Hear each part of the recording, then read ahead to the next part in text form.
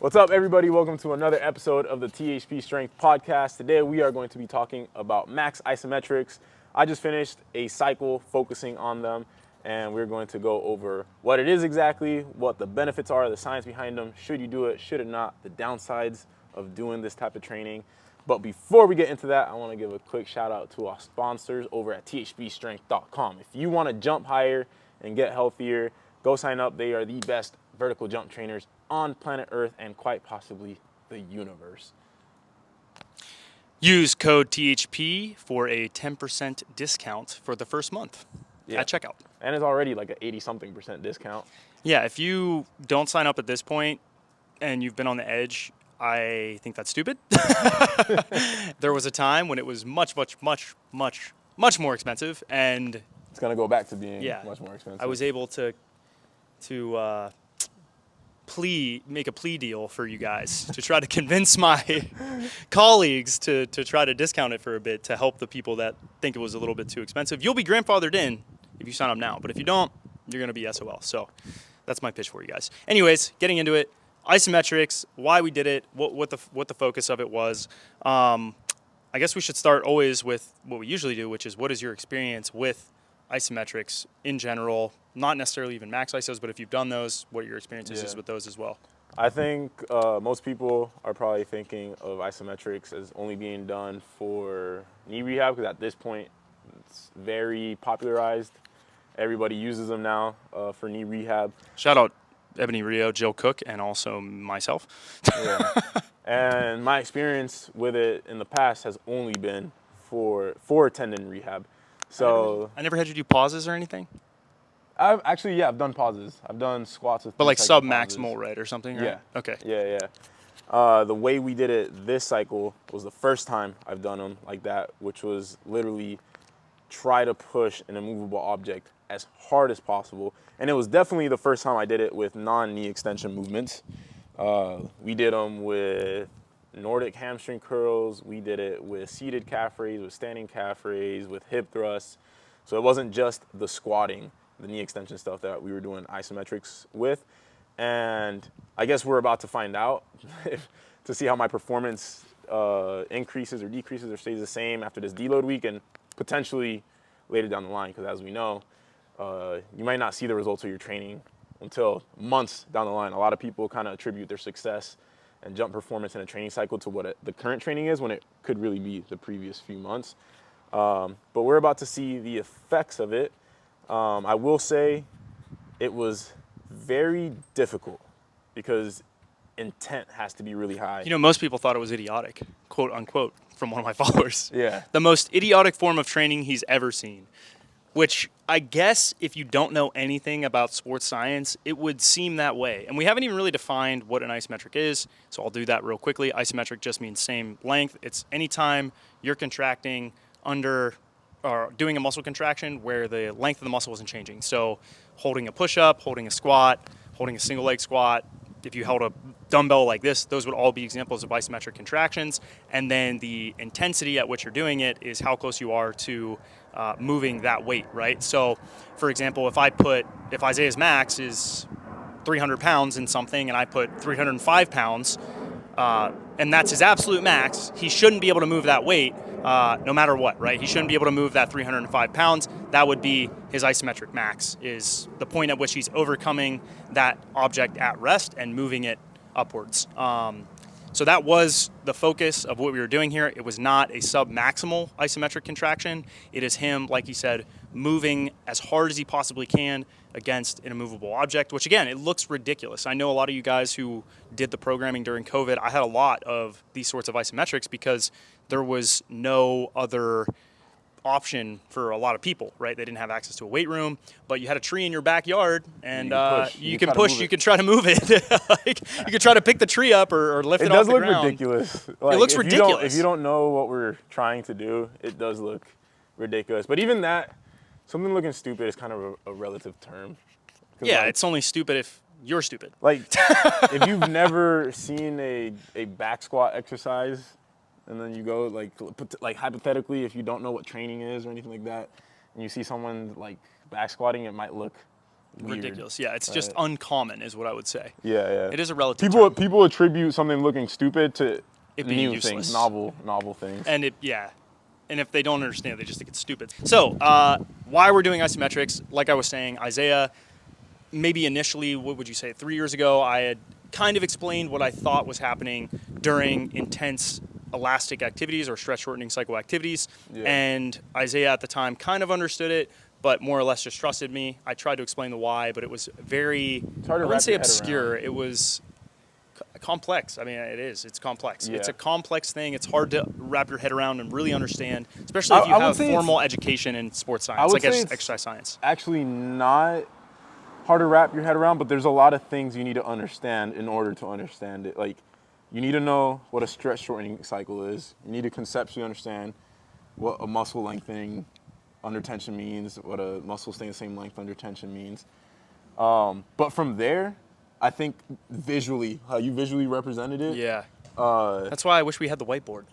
Yeah. I need the whiteboard. The whiteboard would be. It's okay. I'll do my best to explain it.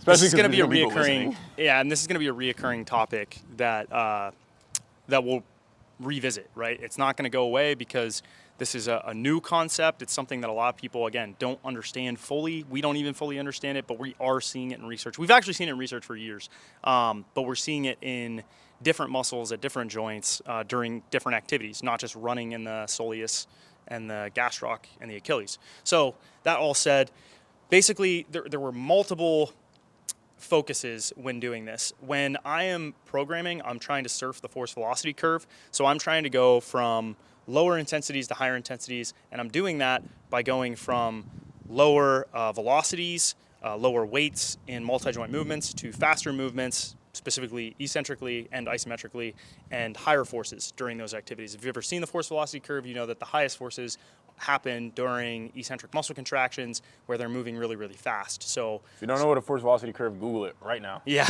And make sure it has both sides, tails. Yeah, both you need sides the of eccentric axis. tail and the concentric tail. And so on the eccentric tail, what you'll see is really high velocities, really high forces at the far end tail. So that's what you should end a progression with, because training needs to go from low intensity to high intensity. It's also what happens when you look at specificity, right? Like jumping is a fast eccentric movement. You go through fast angulation negatively, and you get a stress shortening cycle, and you jump off the ground.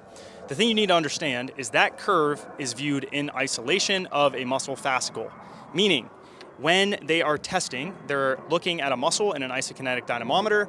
They're basically putting you in a mechanism where they're saying, look, this machine is going to push your leg down no matter what, and we're going to do it at different angles per second, angulation per second, different velocities.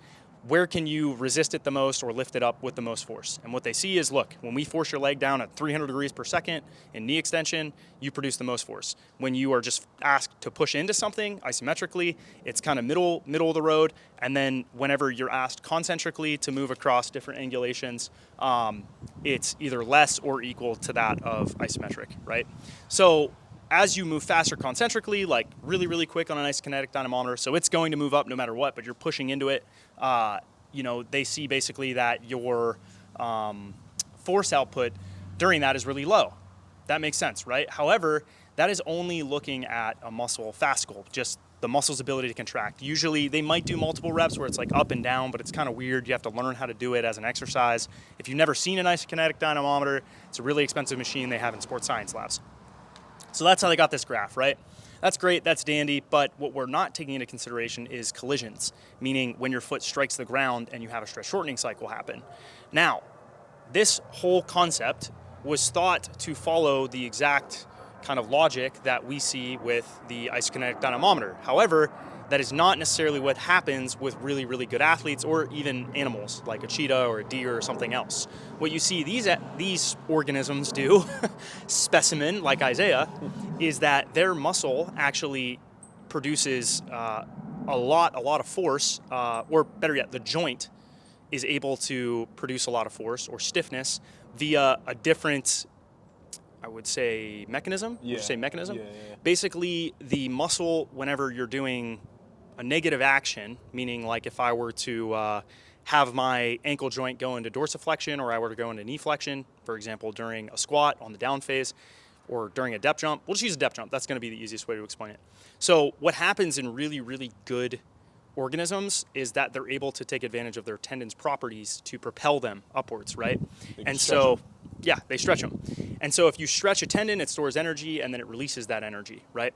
So you're looking at two things. You're looking at the muscle and the tendon, or the muscle fascicle and the tendon. We call this a musculotendinous unit. So it's a whole unit. So what you'll see is during a stretch shortening cycle, the musculotendinous unit is lengthening, and then you get to the bottom and it's the same length, and then it shortens, right? And that makes sense because, you know, your quad muscle will lengthen during the down phase, and then it's at a set length, and then it shortens as you push up, right? That's why we see all the muscles tighten up and get really stiff as you flex your leg. So during a jump, actually, what happens is while the musculotendinous unit is lengthening, you have to ask yourself, out of that two components, the muscle and the tendon of the unit, one of them is going to be lengthening and the other is going to be either lengthening or shortening, depending, right? So we know that the whole unit's lengthening, and we know that the tendon is stretching, right, in good organisms like a cheetah or Isaiah. We know the tendon's stretching, it's storing energy. So if the whole musculotendinous unit, right, is made up of that muscle and that tendon, we know that the tendon is lengthening, right, as the joint is negatively moving and it's, you know, you're flexing, if we're looking at the quad, then the muscle, for that to happen, can either lengthen, it could stay the same length, or it could shorten. Now, which of those options would give you the biggest amount or the greatest amount of stretching in the tendon? And the answer is slow or just concentric muscle action. So I'm going to say that again. While the musculotendinous unit is lengthening, the muscle and the tendon can each correspondingly lengthen or shorten. In good athletes, the tendon lengthens, okay, because the musculotendinous unit lengthens, but if you want to stretch it more, the muscle can continue to pull upwards and stretch the tendon even further. That would be during the landing phase. So what I'm saying is, during an eccentric joint action or a negative joint action, the landing phase of a depth drop, where we think we're developing eccentric strength, we're actually developing potentially concentric strength in really, really, really bouncy, elastic organisms, right? And so similarly, this kind of or not similarly, I guess, as a consequence of this, when I'm looking at programming, I have to take this into consideration and say, well, if I want my athlete to act like the cheetah, then I need to train his muscle to be very strong in slow or just concentric, relatively slow concentric activities to keep pulling on that tendon and stretching it. Now, this only happens in collisions. You would have a really hard time training this in a weight room activity. So in the weight room, when we're looking at doing certain things, there's layers of specificity, right? So if I'm looking at a squat, for example, like an eccentric squat, that's a really slow movement, right? Isaiah has 500 pounds on his back, but it's really relatively slow compared to him jumping. There's different focuses that I'm trying to address when he does that. I'm trying to get more type 2 motor recruitment, alpha motor recruitment. What does that mean? That means he's recruiting a lot of type 2 muscle fibers because it's a very heavy eccentric movement, which we know recruits a lot of type 2 fibers. So we can have hypertrophy of type 2 fibers. We can see those muscles increase their activation during that activity, which could potentially help him jump higher because, again, type 2 fibers are very explosive. We're also seeing potentially the tendon is under a really high load for a relatively long period of time. That could stimulate the chondrocytes or the tendon cells to produce collagen matrix that is either going to help him feel healthier or potentially even improve his stiffness in that tendon, right? So it's not necessarily, and this goes even further into like the actual changes to the muscle fiber, right? So it's not necessarily just looking at, well, what happens during a elastic collision, like running or jumping or something like that. We might have underlying goals that we're trying to achieve in the weight room. And I always say this, the weight room should be at least 1 degree of separation away from whatever it is that you're doing on the court or the track, in this case, dunking, right? So when we're looking at jumping higher and you're asking, well, how does isometric play a role into this? Not every single muscle in his body is probably functioning under that perfectly elastic, scenario where the muscle is stretching concentrically or the muscle is shortening concentrically and stretching the tendon a lot. not every muscle in his body is probably doing that. And we don't even know necessarily if he's doing that. The second option, which is what less fantastic organisms do, is the muscle will contract isometrically. So while the joint is angulating, the muscle is actually anchoring in place. So the musculotendinous unit is still lengthening, right? But it's not lengthening quite as much. And so therefore it's not stretching the tendon quite as much. And so what's actually doing the stretching is the fact that his angle or his angulation of that joint is changing. That's what's stretching the musculotendinous unit. Now the muscle, again, can do something, the tendon can do something. We know the tendon's stretching. So if the muscle stays the same length, then the tendon's not quite as long. The musculotendinous unit could still stretch a great deal, and you will store a lot of energy that way, especially if you have a lot of angulation in a really stiff tendon, and the muscle's really strong isometrically. It might not be strong enough to keep contracting concentrically, but you're going to store more energy than you would if you did an eccentric muscle contraction, right? And now in this scenario, you have the musculotendinous unit is lengthening like it should, and the tendon is lengthening. But now, what if the muscle's lengthening? So if the muscle's lengthening while the tendon's lengthening, the tendon is actually staying at a relatively smaller distance of stretch. It's not stretching as much. So if you're doing an eccentric muscle contraction during a collision, the tendon is not stretching as much as it could be if it were doing a concentric muscle contraction. I have a question I want to interject here. That is why we did maximal isometrics. Yeah. So I have a question. You know how when the muscle stretches, you get the stretch reflex, right? Yes. It stretches a certain amount, muscle spindle activates, boom, you get a stronger contraction.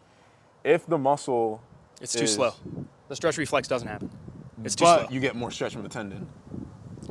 You will, yes, you get way more Which force is on the going to be tendon. more beneficial than having activated that Yes, the stretch reflex. The stretch reflex is a it's a hypothesis and it's theoretical.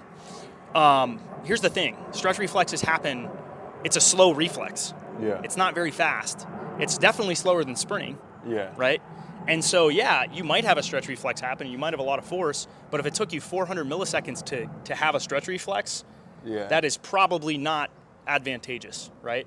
So I don't necessarily think that the stretch reflex is the driver of very, very high, of elite performance. I think it's too slow.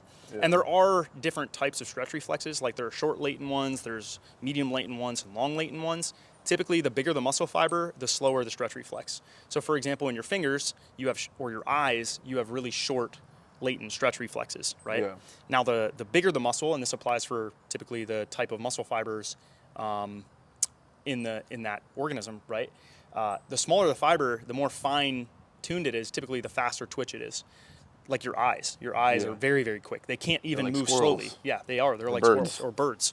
But if your bicep is a really large relative to your eye muscles, your finite movement muscles, and so they contract much more slowly. There are more slow twitch fibers in there, so that you can gradient movements. Typically, the more distal a muscle is, meaning towards the outer parts of your extremities, the more you're going to get those fine motor units, those small motor units, where they might have more type 2 fibers. So again, if you're looking at jumping, we're looking at big-ass muscles moving a really big distance, relatively slow compared to like a squirrel or a bird or a lizard. And so, that's basically why.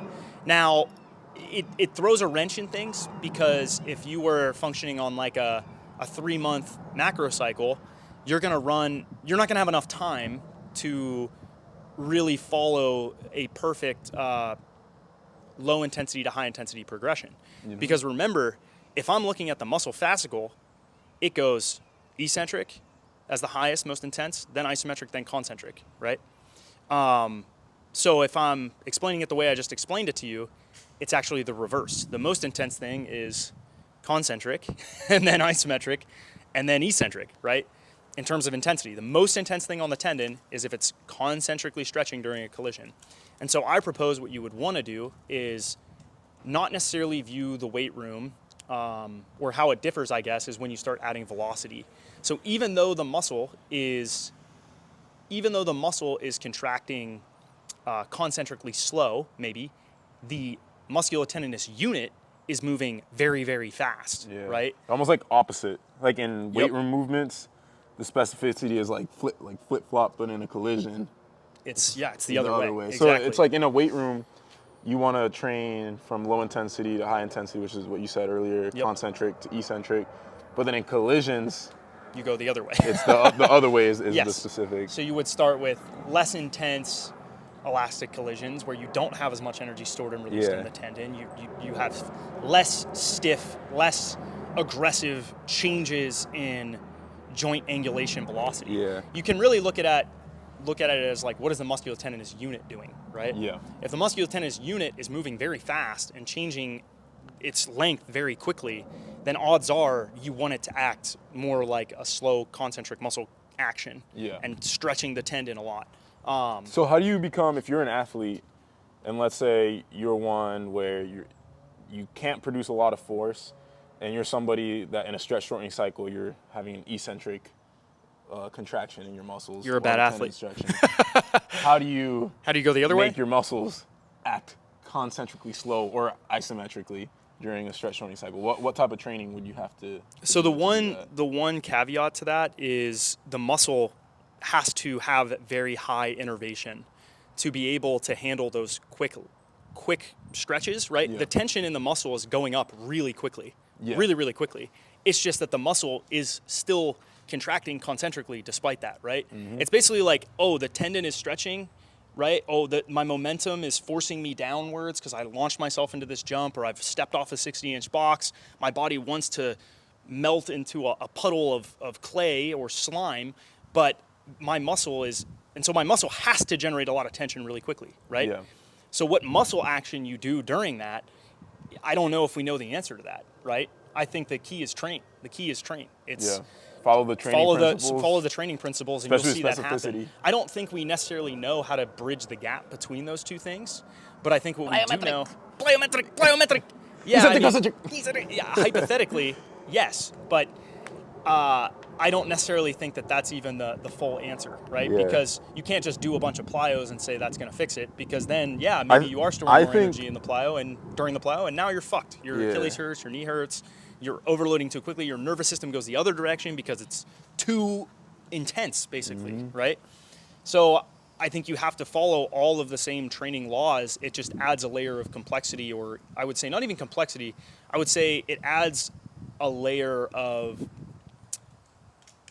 advanced understanding to what you're doing in the weight room and on the court, and understanding how the interplay between those things is, and maybe adding more understanding to why you're doing what you're doing when you're doing it, right?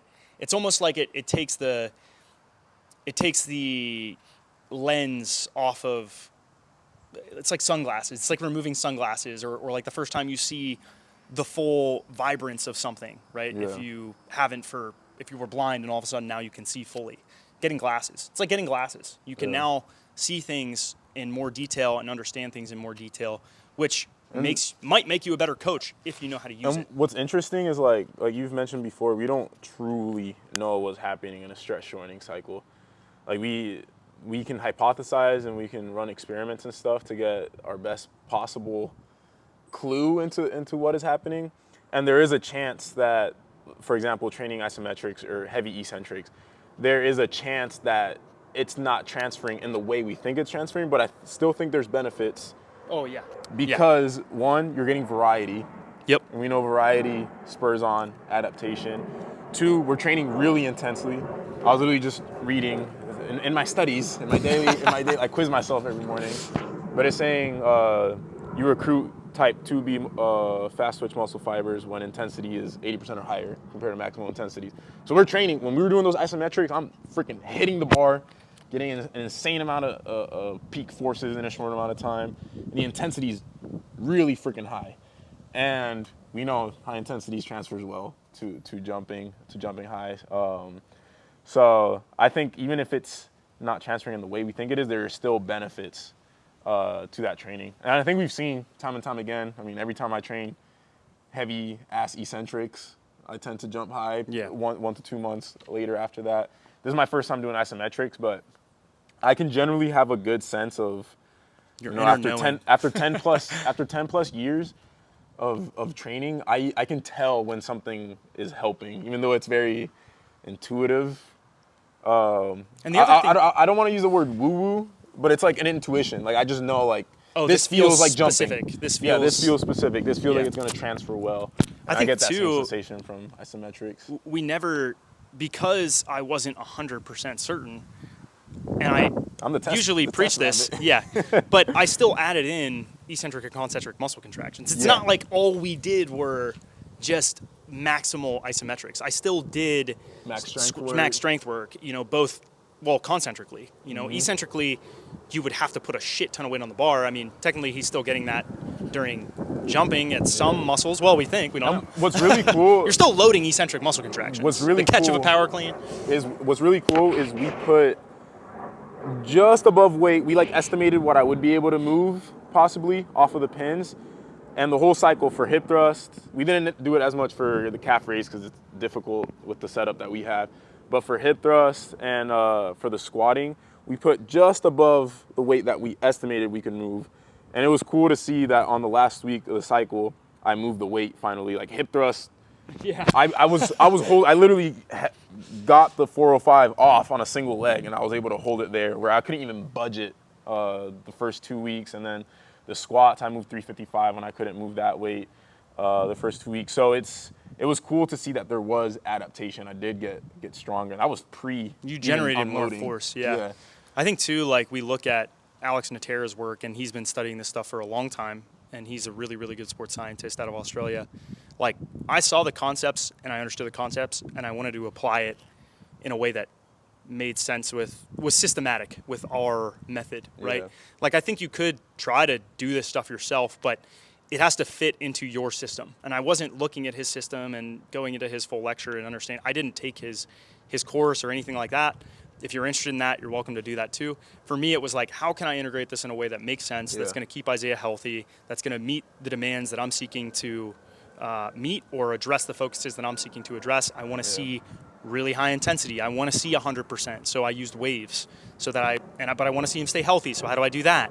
Okay, maybe I don't go 3 waves at 100% or a 15-second rep at 100%. I'm going to build him up into that. And there's tons of ways you could progress that, but that was the way that I chose to do it, that I kind of got feedback from him during the cycle, and I feel like it worked pretty well. It took a lot of time. That's the only downside. It took a lot of time. Yeah, the workouts were long. What's cool, too, about this method is, like, if you guys don't know what THP is like, it's basically, we have a ton of training cycles. I've said the number before, I don't even remember, but it's hundreds. We have hundreds of training cycles, and we load them up for our athletes.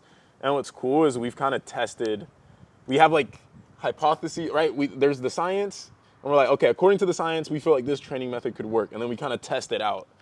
And then I jump higher, and then we start using those training cycles on our athletes. And he is definitely the experimental rat that we just there's like over 4 or 5. something. There's 4 or 5 THP athletes that are always like, let me do what Isaiah's on right now. Like I want. Like, all right, if you want to try to be in that testing pool of what other people, but actually, it's interesting too. Alex Ackerson, I think was it Alex Ackerson?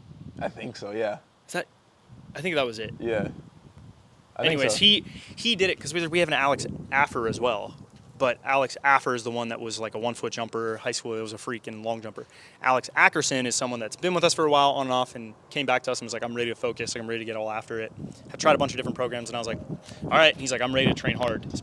405.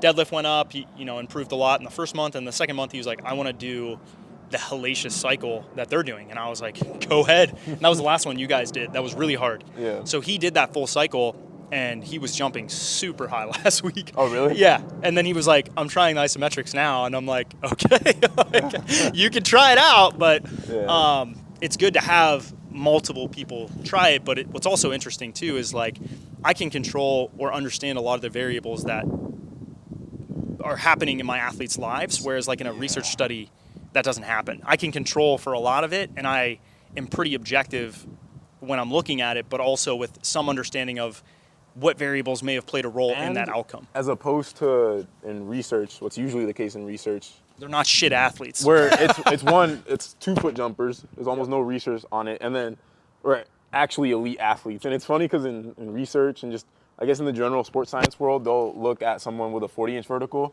and they'll be like, "This is an elite athlete. Their vertical is 40." But for us, it's like, no, That's they're like good. You're good. That's all right. Yeah, But it's you're like, good. what happens when you're somebody that has a 45 plus inch vertical? That's like you're getting freaky. But then if Yeah. I have a 1 of 1, yeah. you're not a freak athlete at that point. You're like you're You're literally a specimen. You're something that should be studied underneath a fucking knife that needs to be cut open and looked at. And that's basically what I have the luxury of doing. And it's nice that he trusts me enough to do that. So I do want to. Oh, and it's telling you 2 variables because Austin's doing the training cycle. Oh, yeah. With me, so we Yeah. get to see kind of different perspectives on it. And he's a 1 foot jumper, which is I good. do also want to talk about the downsides of this training. What were things you saw? What are some dangers to it? And like, I guess, common things that could go wrong with this type of training? So there were a couple things that I thought of when I was writing the cycle that I was like, here's some problem areas with it. One is the time. I think it's really, really time consuming. And I don't think that you can really have a strong emphasis on it unless you're willing to dedicate a long period of time to it. 2 is the logistics. It's really hard to set up some of the isometrics. Like if you didn't have a partner, you can't do Nordics. The calf raises, I mean, you could risk bending the freaking bar. If you have multiple people, it's really hard to do. I mean, you can do it. We set up the safeties so the J hooks were facing the other way, and we just pushed into them, or we loaded a lot of weight on the bar.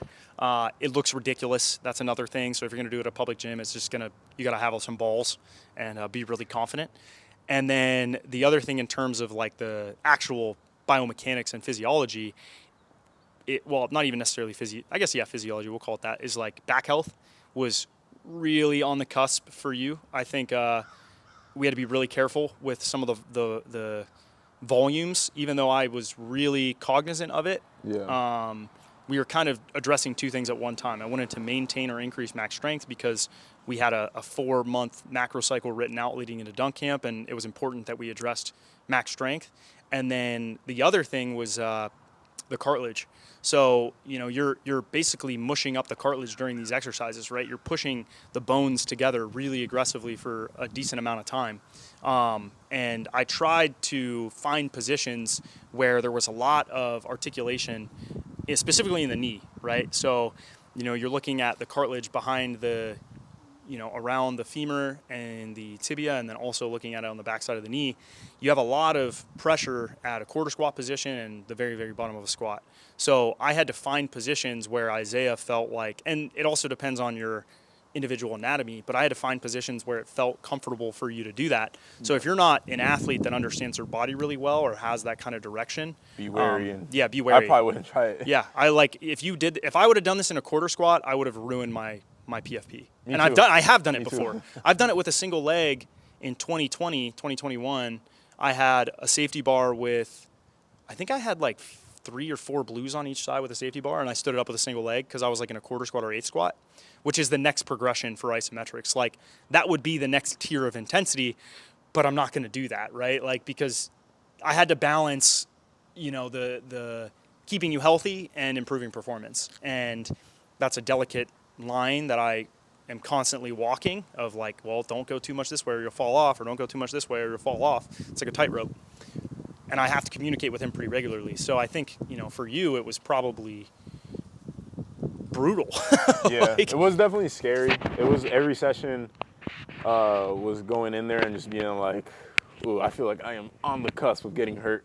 What's nice is that isometrics are fairly safe. So it's hard to hurt yourself on an isometric. You would have to. Eccentrics were scarier. Well, I've seen people hurt themselves on isos. Dylan Shamir did a mid-thigh iso pull when I was trying to teach him an isometric, or teach him a power clean and teach him the positioning, and he like pulled something in his abdomen, and I was like, oh, just guy doing donuts, just another NPC. Just for those of you guys that if you see us randomly getting distracted, yesterday there was a break-in like down the street, and the guy told us about it. Sign up for THP to get Isaiah out of the hood. Yeah, just now, a guy just came up mid-podcast and tried to sell us garage electric equipment, and now there was a guy doing donuts. Yeah, in the intersection. So sign up so I can get out of this. Yeah, please, this house. please help him get out of the hood. It is. It's been fun. It's been fun here. I'll miss it, but it's time to.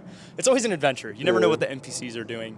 But in the neighborhood. I think that's a good place to cut it. I guess we'll see what happens to my performance unless we impulsively dunk today. Ooh. My mental health might need it. I would be down to sacrifice a deload. At this point, Would you sacrifice a 52-inch day? The You would thing give is, up a 52-inch day for a 48-inch day. Look, this is my reasoning with my training so far.